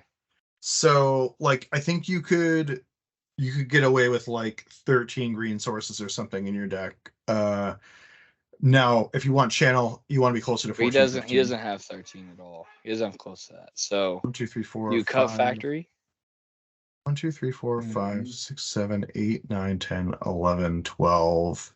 He's got 12. Counting Lotus. He's got 12 count Lotus? No, I never count Lotus. Lotus. I was thinking 11. Okay, my bad. Yeah. I guess I just didn't understand. I just don't. I see like Mazevith and Factory in a deck that plays 3 Winter Orb. Or not Mazevith and Factory in that plays Winter Orb. I mean, but then he's got.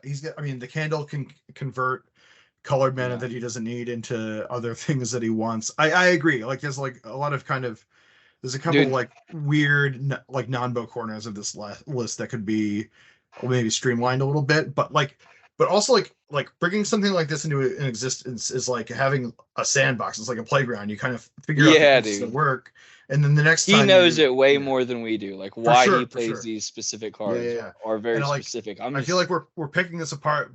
But like at the end of the day, this is like one of the coolest things that we've seen in an hour and a half. That's why we're picking it apart, dude. I know, it's so exciting.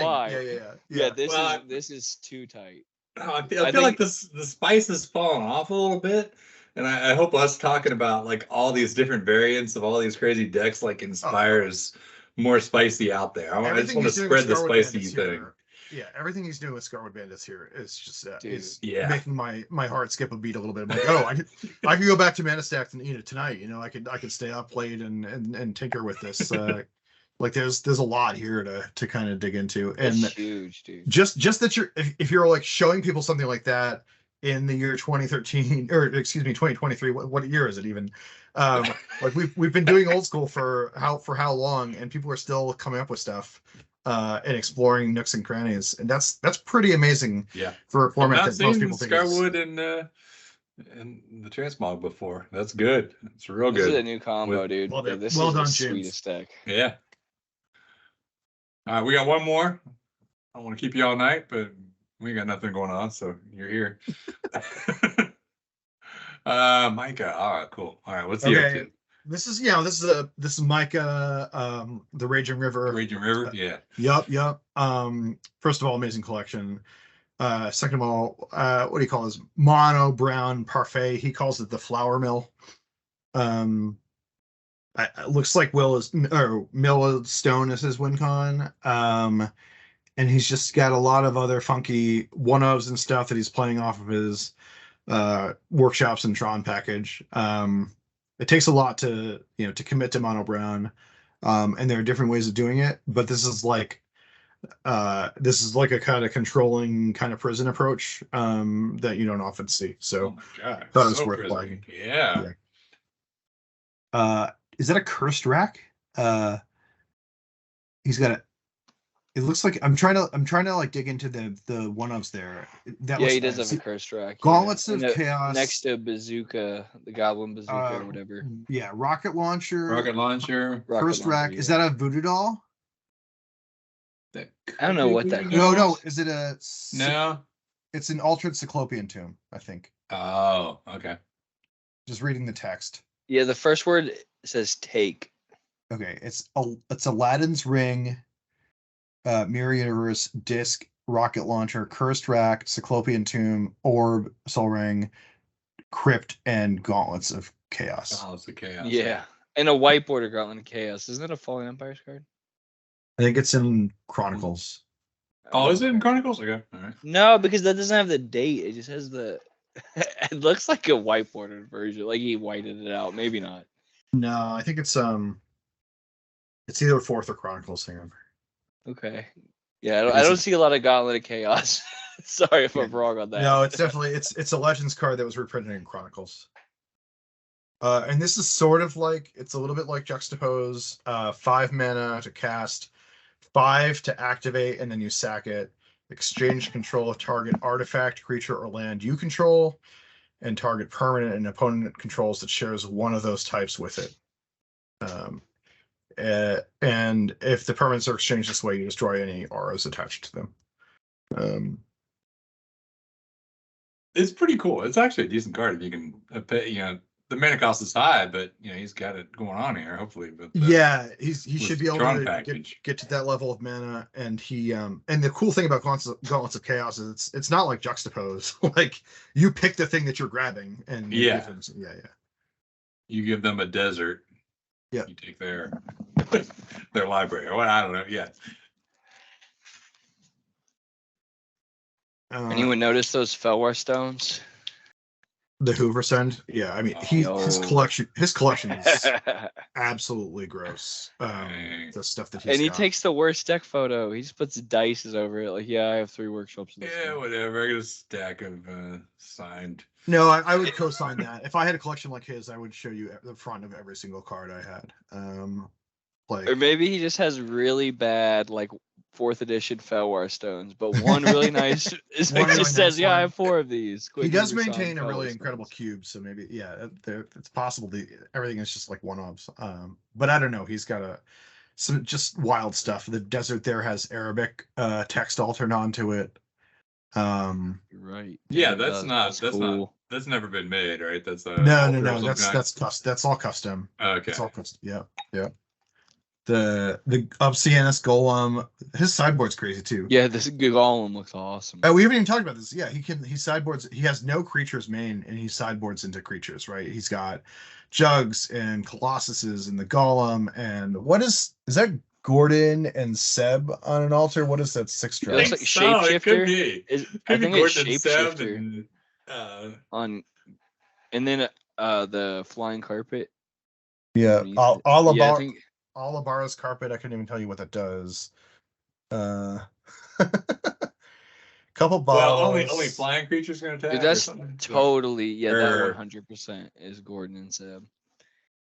I wonder when the 4th workshop comes in. You know, he's like, well, I've adjusted my curve upwards, so I need to make sure I have room for the 4th. The Colossus. I guess the Colossus. Yeah, when you need it. You need a lot of shops to. Yeah, Colossus comes in the 4th shop.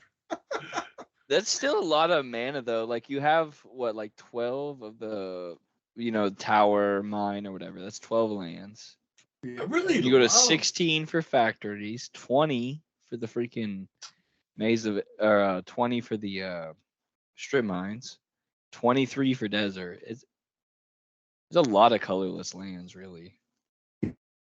He's showing us there that he has 4 of each Tron piece, right? That one die is doing a lot of work. Yeah.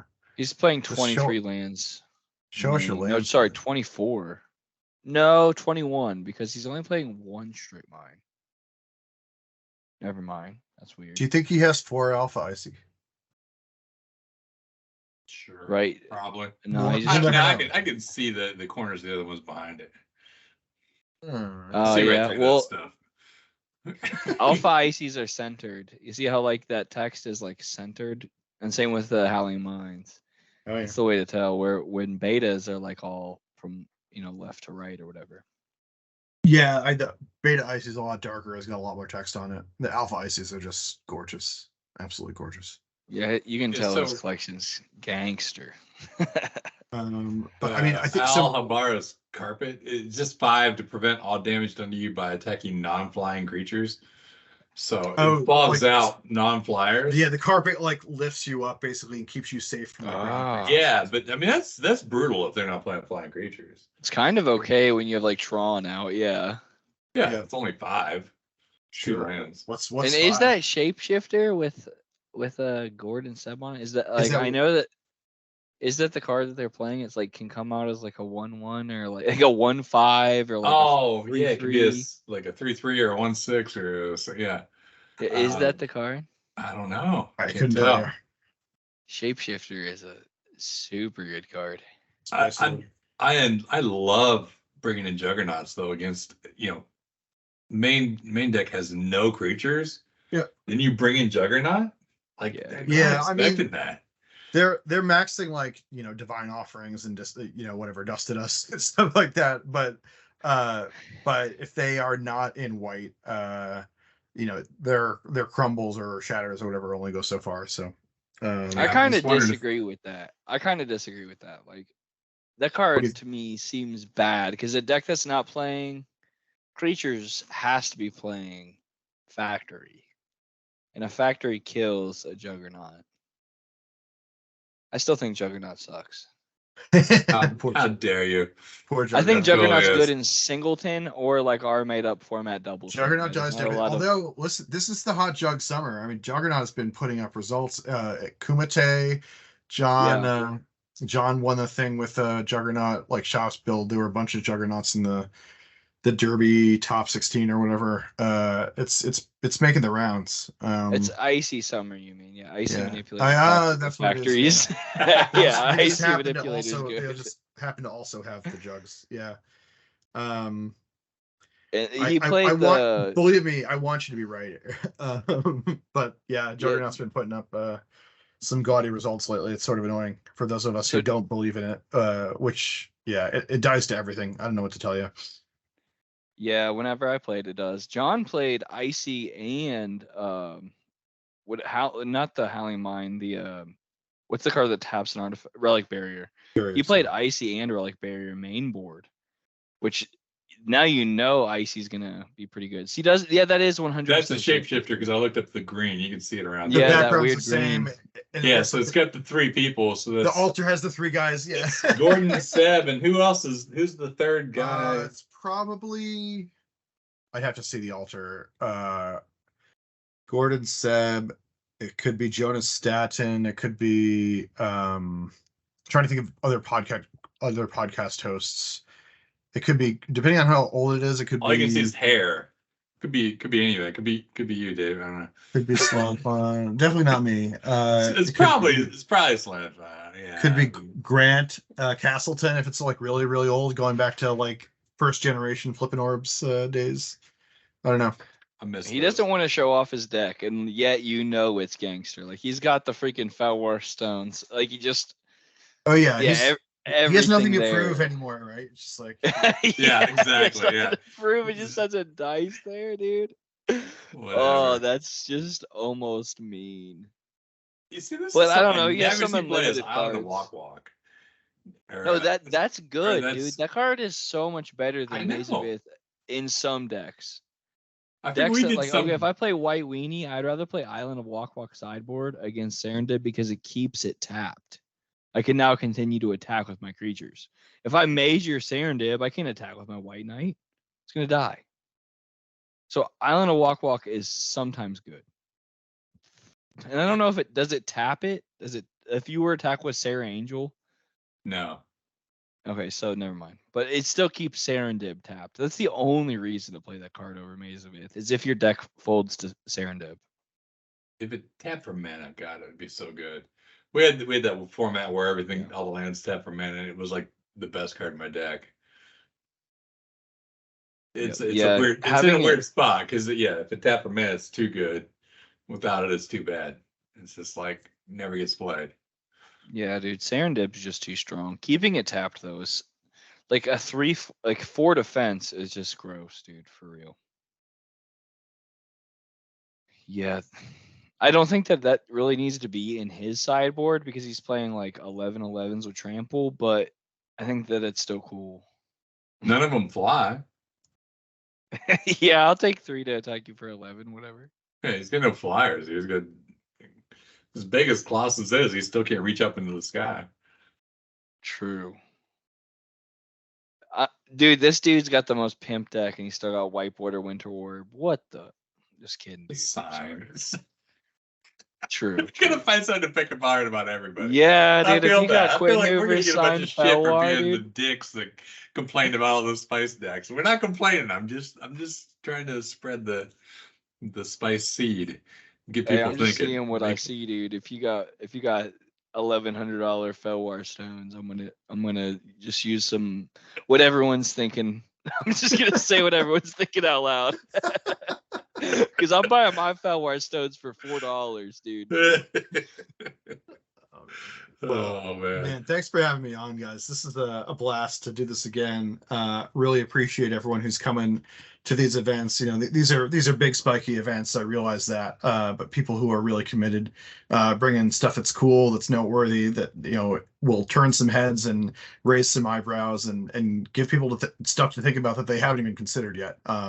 And somehow, against all odds, years and years into how long I've been doing this, people still find ways to, throw in new wrinkles and add some surprises and show me stuff I've never seen. And that is definitely exciting to dig into. And you guys really appreciate all this stuff. I know, Brian, you have repeatedly put up some spicy results and gotten a lot of spice awards along the way. So it's been a lot of pressure. Great. Yeah, great to see your stuff. Yeah, for sure. So yeah, love having the chance to do this again, and really appreciate you bringing me on. What's next besides Winter Derby? Anything between here and now? What else can we do next? In terms of stuff that I'm doing, no, not nothing that big. I mean, we might do a couple smaller local things here in New England between now and the end of the year, but my next big thing that I'm going to organize is the Derby, and then it'll be a while before the next LobsterCon as well. So we'll see. I'm looking to figure out my fall travel schedule, and people are already, it's the first day of August when we're recording this, and people are already putting stuff on the calendar, well into next year. So just gotta, pick some good spots and keeps grinding. Yeah, keep grinding, and hopefully the spice keeps flowing, right? What are you playing these days? I know you were the legendary mono green aggro guy. I mean, didn't even play LobsterCon. We came up short a person from setting a world record or whatever. What are you into these days? Real quick before you go. No, for sure. I've settled into decks that I just love playing. Different builds of green weenie and different builds of white weenie. I recently acquired some Idwin Ifrits. So there's a good chance that I actually cast Lightning Bolt this year, and stay tuned. Okay. My first attempt at that actually also involved raw dogging some Howling Mines. Was messing around with Howling Mine and like a very, very low curve, like 16 mana sources or something like that, and just like hope Howling Mine draws me into a bunch of 1-drops, to kill you. And maybe top the curve out with an Idwin Ifrit or two. So I'm noodling on that right now. I've also been messing around. I've been playing a lot of anti-formats. So I've been playing in Eric Martin's events, and then playing a fair amount of 40k. And honestly, my 40k deck lately has been Yawgmoth Priest, Mana Vault, Yawgmoth Demon, Suchi, the card Sacrifice, which is just freaking amazing. And Drain Life is a payoff. I love that space. It just comes out of nowhere. You can do a lot with a little, and it has some really big splashy turns. And sometimes the demon just like turns on you and eats you. But that's what you get, right? So wow. Yeah, I get some crap for like, why you got 2 Yawgmoth demons in your sideboard? I'm like, it's so good. So good. But when it's doing its thing, it's so good. Mana Vault really ties it all together. And the card Sacrifice does a ton of work. I like to hear that, because I've dabbled a little bit in Sacrifice. I need to come back to it because it just feels strong. Because it was Sacrifice is 1, right? It's one mana, and then your Suchi turns into black 4. Or your Yawgmoth demon turns into 6 black, and then before you know it, you're casting an enormous drain life, and you're ending the game. I mean, it's like very. Yeah, because it's all black, so yeah, you can drain life with it. Perfect. Yeah. So that's what I've been up to. You know, in the Neos right now, I'm just playing. I'm playing mono green just because I just love the cards. I haven't played Berserk in a while, so I'm rolling out. You know, and I've got this playset of Beta Berserk sitting here, so I figured I'd roll that out. So that's what I'm up to this month. Juxtaposed. Yeah, for real. No, seriously, this episode So is giving me like so many things to think about, and like I always just like, you know, I'll just be like lying in bed, you know, bolt awake, and just like, oh, I got to get up and go to Mana Stack before I forget this idea. So, Well, I'm usually like, oh, what if I illusionary mask in the Royal Assassin, and then it doesn't work? So yeah, you have to make sure 80% of my ideas don't actually Yeah. function in Magic, but I come know. up with a lot of them. That's you every day. Like Every day. Yeah. I only play mono white, so I don't have Yes. any rule issues.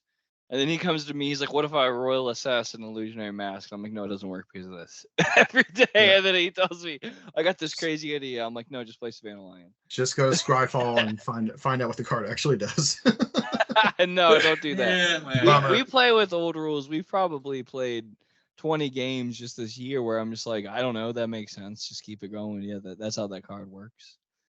Old Yeah, school should have less old school, like looking up on the internet, right? That's Well, how the card reads. Yeah. Yeah, pretty right. I'm really we probably don't have time now, but and maybe you've already done an episode on this or you're planning on recording one, but would love to hear about your the Doubleton event that you guys did. So look forward to hearing some reports out of that. Saw a White couple Weenie things. won. It was White pretty Weenie fun, won, dude. Actually. Yeah. White Weenie's good at Singleton, so that doesn't surprise me. It doesn't even lose that much going to Singleton, so But we played with Phyrexian mana. So any card that costs Yes. 2 mana had That's, Phyrexian mana. So if it that's- was yeah. white or black. Pay so for life to cast Acacian Lieutenant seems strong to very strong. dude, yeah, it was wild. Well, it has to be a 2 CMC. So Yeah. White Knight, yeah, those. Counterspell. But yeah, it White was Knight, Order, counterspell. Multiple Amber- just Amber random Kithkin, fucking obviously, counter yeah. spells. Dude, the Kithkin was like the best card of the day. Kithkin's sneaky. Yeah. I didn't win it. Another dude that I've never even met before just like showed up and took it all with white. I was playing white too, but he Dark had Horse. the better. I The love Dark it. Horse, yeah. Dark Horse with Kithkin. All right. It was sweet. Yeah, we'll do probably the next episode. All right. Recap Yeah. that, No, please. More so, content. Well, yeah, thanks for we- taking the we initiative keep trying. and pulling this together. This is great. All right, man. Well, yeah, and keep some mind for the next one. I think we should. We're gonna keep this alive. Yeah. Looking forward to it. It's important someone talks about this stuff. Absolutely. Keep the spice alive. Yes. All right. Thanks, Limbachers. All right. Thanks, Good night, Dave. boys. Appreciate it. Take care. See ya. Sleep good. And we're out.